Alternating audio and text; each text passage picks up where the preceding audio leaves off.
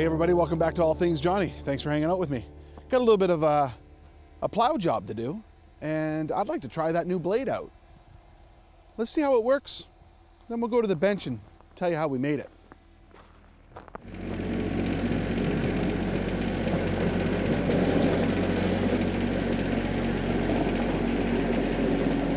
Seems to be working, eh? I like to push the snow far away from the garage. Trying to avoid any flooding that might happen. And look, we haven't got a lot of snow yet. Haven't really got anything to speak of. We should, by rights, have a lot more snow than what we got, but it is what it is. It is what it is.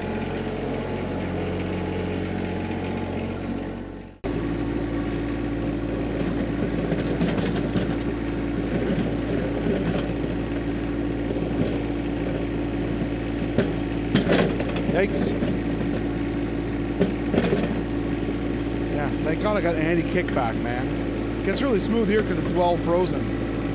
A couple of minutes ago I was, obviously shooting some footage here of me moving all this snow.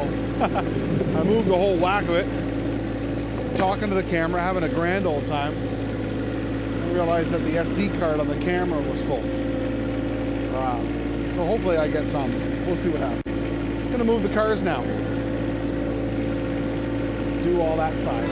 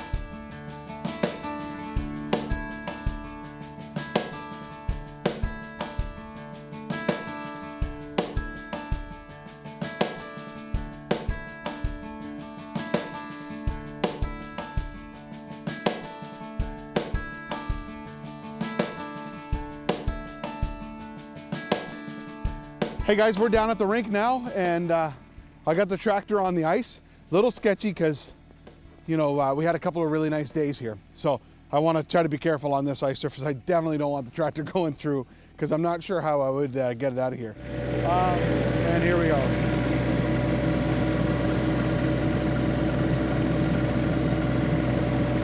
It's probably the fastest I've gone with it yet.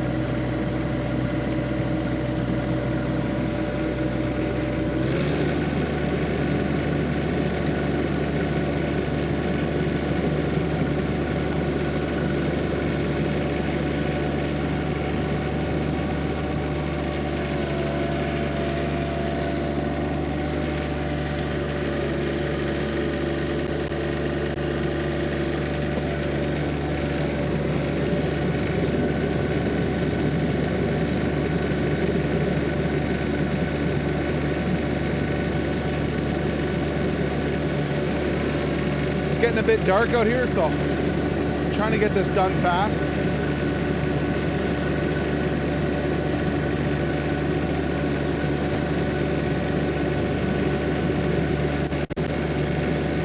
It may look quite a bit like the ice surface is ruined now, but to be honest with you, we needed some of this snow and some of this chunky material down to build it up. Now we're going to flood right over top of it.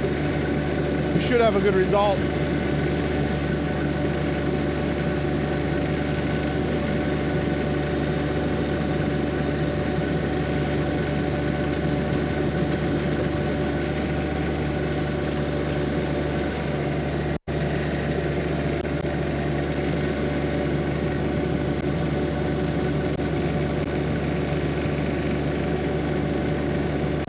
Plow's working great.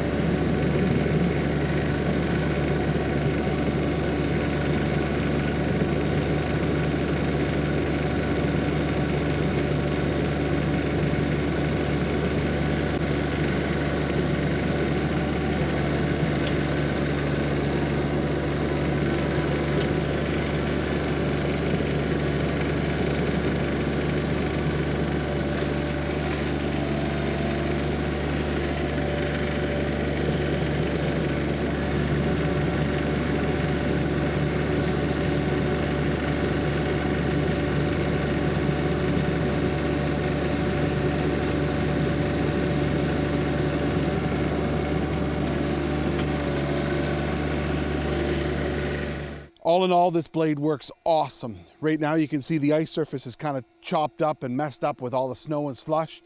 Not to worry, we're gonna flood it, we're gonna fix that. We really did need this material to kind of bulk it up, and now we're gonna flood over top of it. It really does get rid of all the unevenness in the island that was there. So I'm gonna continue doing this. I'm gonna land the drone so it doesn't crash and put this to bed. Let's go into the garage, talk about how we made this plow. All right, guys, well, welcome into the shop. I got my buddy Dale here, my neighbor, who put an extensive amount of time into this plow, getting it all together and putting the, I can't say you put the finishing touches on it because that would be the understatement of the year. Quite an understatement, yeah, absolutely. So let's talk about how we came across this plow. So I had the grand idea to put the plow on the front of the 1025. I had saw guys do it on the internet, and I wanted it because I come from plowing snow with an ATV with a plow, and it works great, you know. Yeah. So, and nothing sucks more than bucketing snow, up, down, all day long, bucketing snow. It's just yeah. And in some cases, you know, using the blower all the time is great, but I can think of like a long driveway, how like mine. How convenient is it for you to go on a 45 and just rip down the driveway and blow it all off and go the same way? Whereas a blower, you have to be slower. You're turned around. And there's places for both. Like, I love watching Gord here on GP Outdoors. Yeah. He has a blower. He's got, I don't know how, I always just say he's got a mile-long driveway. It might even be a mile and a half. I can't remember. He's got a long driveway. Really super long. Through the woods. Right. You're plowing in the woods, you're going to be running out of space so Sure, you don't have anywhere to put the right? snow. So you got to have a blower for that situation. And that's what he runs. He runs a front blower. Yeah. And that's what I run, just a small little front blower over there. I swear by it. Yeah. But there's times that I wish I had the plow capability. Yeah. I used to have it. I used to have a little plow, but just to switch it back and forth on that little lawn tractor. Yeah. It's a pain in the ass. Yeah. Whereas something like this. Yeah.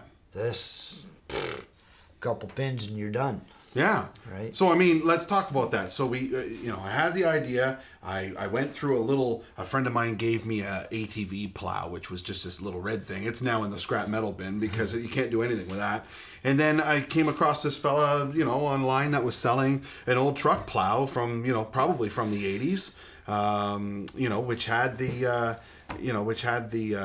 what do you call it? The spring-loaded action that's in it. The trip. The trip. It had all that built right into it, and it was ready to go. It wasn't a fancy blade. It was a straight blade. And at the time that I got it, it was bolted into the 90-degree, the 90-degree angle. You couldn't switch to the 45. Yeah, it was just straight. So I took that, got the bolts cut out of it, and then it was like, okay, well, how are we going to attach it to the tractor? Because it had to be quick attach. Mm-hmm. We had to make sure that it was quick attach. At the time, I got to admit, I didn't even really know that the blank quick attach brackets existed. Okay. At the time. So that's why I started down the road of the C channel thing. The C channel, and make a frame. Make a frame that was identical to my forklift, my fork pallet racks. Yeah, there. the layout. Yeah, the layout. And that was helping me get the quick attach measurements and the pin locations and all of that stuff. So I build all that and figure out, what we're going to do there, and then enter you because I say, hey, help me out with these brackets. How am I going to cut all these pieces and bend this and make it so my tractor arms can go up underneath? And it proved to be a little bit more than that. Yeah, absolutely. Absolutely. But you know something, in all honesty, even though it is now the end state, even though it is now more donor than it is original, no big deal. I know that'll outlast you. Yeah. But still, all that work aside, it was worth it. It was fun.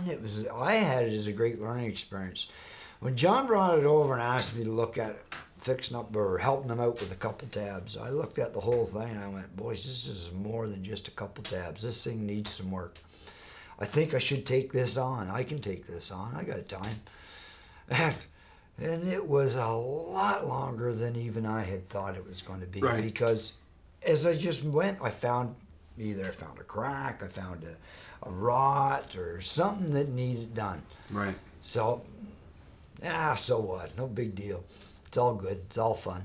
It's funny because, when I saw the Plow originally, and I'm talking mostly just about the blade. Yeah. I was like, oh man, that's in great shape. We're good to go. Get that, make up a bracket, throw it on the front of the tractor. We're game to go. But what you're saying is once you started really digging into it, you found these mounts in the back were rot. Yeah, as soon as I started grinding, it's like, whoa. Oh, yeah. Whoa, that's just, it's not as thick as it looks. So you get your hands on a donor plow.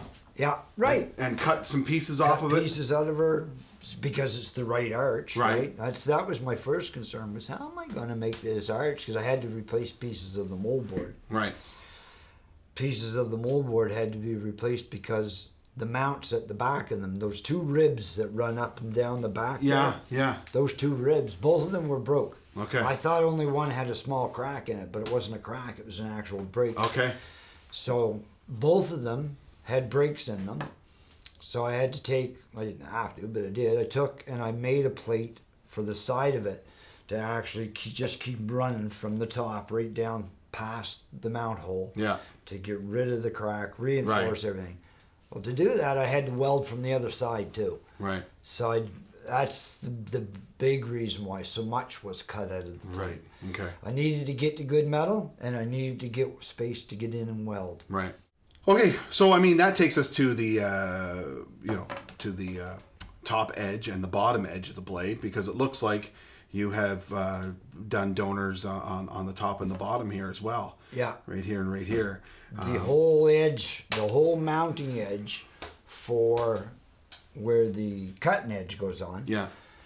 Because it's the way it's designed, it's just the way they're built. There's metal on top of metal.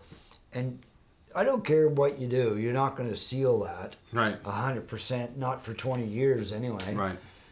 So all the moisture over the years had gotten in there. Once the cutting edge was off, you could see it right on the moldboard. It would go, you could tell where it was welded. Yeah. And then there's a space where it wasn't welded and it had bubbled. Right. Because of the rust. Right. And that rust, it's strong stuff. Yeah. It just swells and it bends the metal out. Right.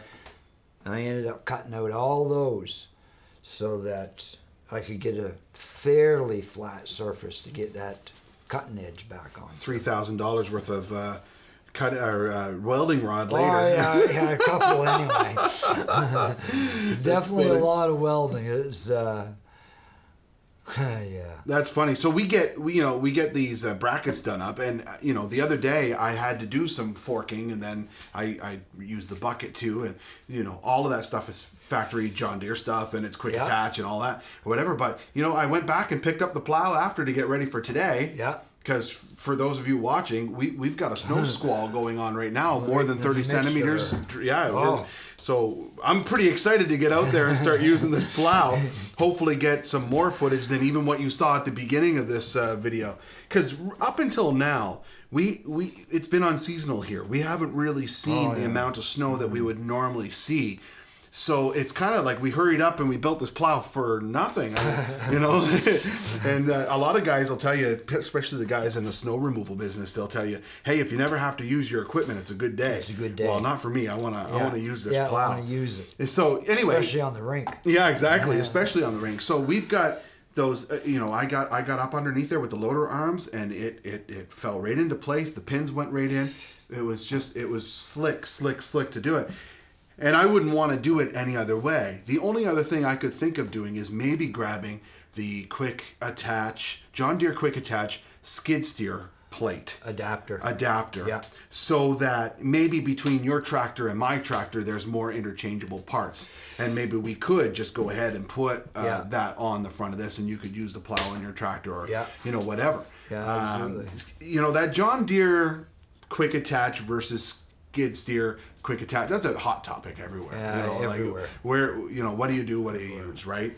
So that's kind of I mean, I went with skid steer quick attach only because, like, mine's a New Holland, right? Yeah. Only because I wanted to get rid of 4-pin. Right. And that was the quickest, easiest way for me. And skid steer quick attach implements for the front seemed, at the time, in my little bit of research I've done, seemed to be more plentiful. Yeah. So I thought, what the heck? Why don't I just put on a skid steer quick attach on mine? Right. After using yours, boys, I don't know. I like that John Deere quick attach. That's really nice. And that's me after using my skid steer quick attach. I mean, I like it. Yeah. There's no two ways about it. I don't know if it's pros and cons one way or the other. The only thing that bugs me about the skid steer is the two levers that you have to have. Yeah. Sometimes you got to have some sauce to move those. Yeah. You really got to either have a leverage or whatever. Yeah. With the John Deere quick attach, it's all fall into place and a couple of pins. It's gravity. It's gravity and it's pins. Yeah, and it's a little bit easier. So, because I think on the front of your tractor, you could kind of have a retired monkey wrench there to throw some of it for leverage, right? Yeah. Sometimes it just takes me a little extra. We got it all beefed up, and then there came a time where we needed to mount the actual plow from the truck to this quick attach bracket that we made. I'll call it, like, how would I call that? It's basically a mock-up of the forklift, the forks. Just a quick attach plate. Yeah, quick attach plate. Really. So we take that. A John Deere quick attach. A John Deere quick attach. Homemade John Deere quick attach. How many letters is that? H, M, J, D, Q, A. Seven letters in that acronym. For those of you into acronyms, that's going to be the new acronym. So yeah, we have the plate, we have the plow. It's like, okay, now how do we attach them, right? So I think it was me that found some tow hooks for big rig, like tractor trailer size tractors. And I found these tow hooks that you would normally put into the receivers. I guess brush guards normally go into those, right? It's like a 2-inch receiver or a lot of maybe? The moose killers. Moose killers, yeah. Right? It's a 2.5-inch receiver. Okay. And it just slides right into the 2.5-inch receiver, and there's a pivot point for the guard to come down so that the hoods can come forward. Right. So it was like the ideal rig. It was a perfect find. Yeah, and I mean, I thought it was cast, but obviously it wasn't because you were welding it just fine. Yeah. So here we are the next day, me and Ellie. Hi, you guys. We are here and we're about to do some snow removal, some serious snow removal. Although I think you're going to do some igloo building or something, are you? I can't build an igloo, remember? Oh. Oh, and guys, to go outside, you have to wear two helmets and 2 pair of socks because it's freezing out and the snow is Yeah, it's true. It's freezing out today. Let me tell you this. I'm constantly seeing on, Tractor Talks and Green Tractor Talk and the Facebook pages, all the folks there saying, oh, we got a winter storm. And then a lot of these people, Ellie, they'll take some pictures and their snow is this much. And that's a big storm for them. And I'm like, oh, geez. Wait till you see what we've got going on here. We're going to put the John Deere 1025 to its test with the new plow. And I think it's got its work cut out for it today. We have to do the driveway, Miss Bean, and we have to do around the garage and back at the studio. Where else do we have to do the snow removal? up the driveway. Up the driveway, but where else? Where's the most important place to take the snow off? The street. No, not the street. Where do you skate? On the ice. On the ice rink. So guys, if you want to drive a tractor, you have to be super careful. And you got to be careful of this because this could cut you to pieces. It could cut you to pieces. Yeah, it definitely could. Anyway, let's get started. Ellie, you know what I think you should do? What? I think you should open up that garage door and let everybody see what we're dealing with today. Okay, I'm going to go now.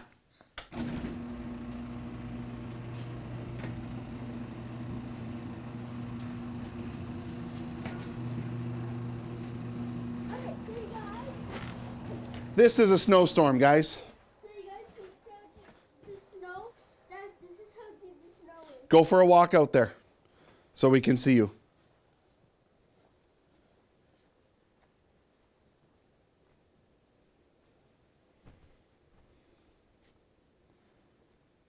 And the John Deere 1025 is going to push that. Now, I was going to put the drone up for a little while we did this video so you guys could get some overhead shots. The wind is a little bit strong and I'm nervous to do that. So we'll probably just put the camera on the tripod and let it go for a little while. Hey, Dad, do you like my picture? I love your picture. Did you do that in the snow? Yeah. I didn't even see you do that. Great job. And a wound and back and then. That's a great job. So, you going to go play somewhere for a few minutes while I start up the tractor and get plowing done? Well, I can make an igloo. So, you guys, igloo is super hard. So, you guys, it's one drive a tractor as a grown up. That's right. That's right. Because you could make a mistake and fall down on that. Yeah, that's right. Okay, let's get started here.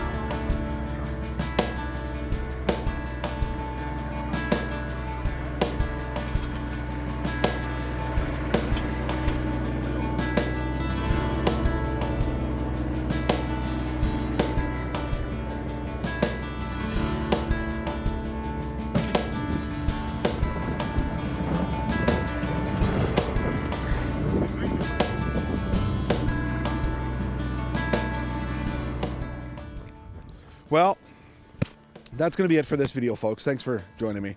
I have one regret, and that is this plow and the manufacturing of this plow predates my YouTube channel. And I would have loved to have had a camera right over top of Dale while he was doing all that welding and all that fabbing. It sucks, but it is what it is.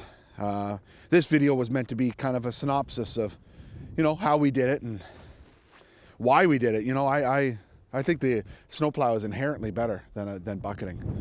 But listen, if all you got is a bucket, that's a heck of a lot better than shoveling, and it's a heck of a lot better than even snow blowing with a regular walk behind snowblower. So if you can find an old retired plow, though, you can fab this up and put it on the front of a John Deere, I'll tell you. While we're on the subject of Dale, you know, put a yay Dale, hashtag yay Dale in the comments for me. You know, this guy's an incredible guy. He's generous with his knowledge, with his tools, with his time. And he's really been teaching me a lot about homesteading and mechanics and construction, and geez, pretty much anything I have a question about, he's got an answer or knows how to get the answer. And that's awesome. And I'm gonna drain every little bit of knowledge out of that guy that I can. Hopefully someday I'll be the old buzzard that's helping the young fella, you know, grow up in life, I guess. That's the way I'd put it. Anyway, click that like button if you like this video. Remember that, you know, I've done the math. Only about 4% of YouTube viewers actually click the like button. And, you know, if you like somebody's content, click that like button. It helps in the search engines and the algorithm and all that stuff. So please, that's why YouTube creators, content creators ask you to click that like button. So please go ahead and do that. If you haven't subscribed, do it. And bell notifications. Man, you turn that little bell notification on, it'll tell you whenever I'm uploading new content. And I'm trying to get stuff out once a week. Right now I'm trending once every 2 weeks. But that's life. Life is pretty busy these days. Anyway, I hope you enjoyed this video. Can't wait till the next video. I've got a big surprise for you in all things Jonny fashion. Thanks a lot for joining us. Take care of one another and be safe. See you on the next video.